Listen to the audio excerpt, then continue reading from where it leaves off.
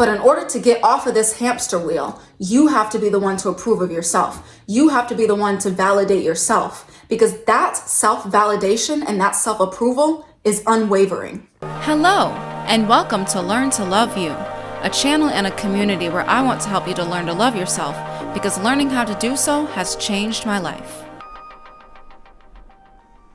Hello everybody. Welcome back to the Learn to Love You YouTube channel. Today's episode is going to be a gentle reminder to just be gentle with yourself and why it's important to have compassion and gentleness with yourself when you're learning how to love yourself. Also, I'm going to cover why it's important to be gentle with yourself in any area of your life and why being gentle with yourself can actually improve your relationship with yourself. Before we get started, make sure to check out the Learn to Love You podcast and make sure to check out the blog on Medium. Also, make sure to subscribe to the Learn to Love You Facebook group. It is linked all in the description below. Now let's get into the video. In order to achieve goals or accomplish things in life, we have to push ourselves into going after those things. If we want good grades in school, we have to study for it. If we want a job, we have to acquire their credentials before we apply. If we want to do well in our theater production, we have to study and master our lines. In order to achieve anything in life, we have to put effort into acquiring it, practicing it, or creating it. But a lot of the times, too many of us overexert ourselves in trying to achieve our goals. We overwork ourselves and push ourselves to the limit in order to get to our desired outcomes. And this overexertion typically leads to burnout, exhaustion, or even self-loathing. And I'll be honest, I'm one of these people too.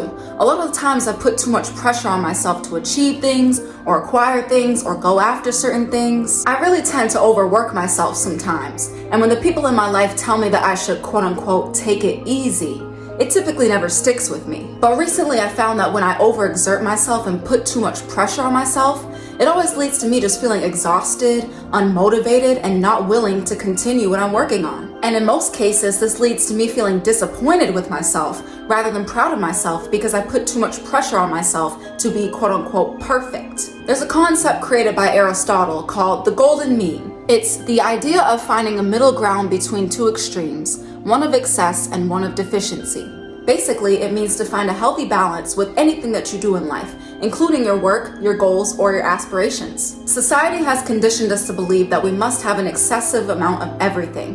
Excessive money, excessive status, excessive stuff. So many of us strive to achieve as much as we can, get as much money as we can, get as many accomplishments done as we can, because we believe that those things are going to make us feel complete. Or we strive to be the best of the best, or strive to be on top, because it will get us the approval or praise from other people. And when we try so hard to obtain excessive amounts of anything, this often leads to us feeling burnt out, unmotivated, unproductive, because reality check, humans are not meant to always be working, to always be striving for things. We need to take it easy sometimes as human beings. And we're meant to take it easy. We're meant to flow downstream on life's natural current and allow it to take us where it needs to take us, all in divine timing. And the reality is, life isn't in any rush either. No matter our efforts to try to push it along at the pace that feels right to us, life is still gonna move at the pace that it's meant to move at. And hold up, before you say taking it easy isn't gonna get my bills paid, taking it easy isn't gonna get me money or get me into Harvard or get me those straight A's or accomplish my goal for me. I don't mean to just BS your way through things,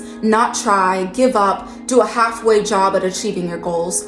All I'm saying is that I want you to do the best that you possibly can and applaud yourself for doing so. But how can I applaud myself if I don't achieve my desired outcome? If I get a B on that test? If I don't get that job? And this is our problem. We believe that the only way that we could ever be proud of ourselves is if we achieve our desired outcome. If we play every note perfectly at our piano recital. If we get into that top tier university that only 1% of people get into. And if we get a different outcome, or we play one note wrong, or we get into a different university than our first choice, then we believe that we're a failure automatically, and we condemn ourselves and we judge ourselves and we end up punishing ourselves. But the thing that we don't see when we treat ourselves this way is how much we've already accomplished to even get to this point in the first place. It is not easy to master an instrument. It takes a lot of time, practice, patience, and blisters. Trust me, I play guitar and piano, so I know the struggle. And it is not easy to get into college either. It takes a lot of discipline, hard work, and patience in high school, which can be a very challenging time for many individuals. So not everybody gets in, not everybody gets to go. We fail to applaud ourselves for everything that we've already accomplished. We fail to see how many amazing things we've already done so far in life. We're always striving so hard for the next amazing thing or for the next accomplishment, to the point where we don't see all the things that we already have. We don't see all the things that we've already mastered and the things that we've already accomplished so far in life. And we've been conditioned by society to never be satisfied with where we are or be satisfied with what we've already accomplished, because society always pushes more on us. And this has us believing that the more that we acquire and the more that we achieve and the more that we accomplish is the better that it makes us and the more worthy, quote unquote, we become. And as humans with egos, when we believe that something compromises our worth, we will strive extra hard to make sure that it doesn't. We begin to pressure ourselves more or condemn ourselves for not doing quote unquote enough. And this leads to self-loathing, which ultimately leads to a poor relationship with yourself. But the reason why we are here today is to learn how to love ourselves and to develop our relationship with ourselves. And in no way does self-love have any room for condemnation or shame or judgment. So how can I love myself if I feel like I'm not doing enough? First, I want you to realize that you don't have to be exactly where you want to be in order to be enough, in order to be doing enough. By no means do you have to have it all in order to be enough. You don't have to have those grades, you don't have to have that job, you don't have to have that money or that status in order to be worthy or in order to be good enough. And you don't have to have all these things in order to be satisfied with who you are or where you're at. And yes, I believe that you can get those grades, you can get that job, you can get that extra money, but the thing is, you don't have to have it in order to be enough. You don't have to have it in order to be satisfied with yourself. And understand that by no means do you have to achieve perfection or to be perfect. If you try to run after perfection, you're going to be on a wild goose chase for the rest of your life, running after something that can never be caught. So give yourself the grace to understand that you don't have to be perfect in order to be successful, in order to be great at your craft or great in what you do. You can practice self-love by realizing that you don't have to be perfect and that where you currently are is already a means to celebrate. So another thing I want to advise you to do is to stop trying to prove your value to other people. I mean, we all have an ego. We all want our egos stroked and validated by the outside world. And this is why we want to prove our worth to other people, so they could see that we have what it takes. But the thing I realized is that the only person who needs to be satisfied with who you are is yourself. And the only one who needs to approve of or validate yourself is also yourself. And we try so hard to satisfy other people's desires for us, and this leads us abandoning our well-being just for their praise. But when you abandon yourself, you're not loving yourself. And when you put the approval of other people above your own approval for yourself, you will never be satisfied. Because the approval of other people is always fluctuating. One minute it's here and the next it's gone. One minute they might approve of you of having the shiny new watch, but the next day a new watch comes out and you lose their approval just like that. And you're on this hamster wheel again of trying to receive that 30 minutes of praise from people over and over again for the rest of your life. But in order to get off of this hamster wheel, you have to be the one to approve of yourself. You have to be the one to validate yourself, because that self-validation and that self-approval is unwavering. And once you approve of yourself, you'll no longer have to go looking outside of you for approval, because you'll already have approval right here. So you won't have to go looking and searching for it when you have an infinite source of it already inside of you. The last point that I have for you guys for this video is that I want you to take a break.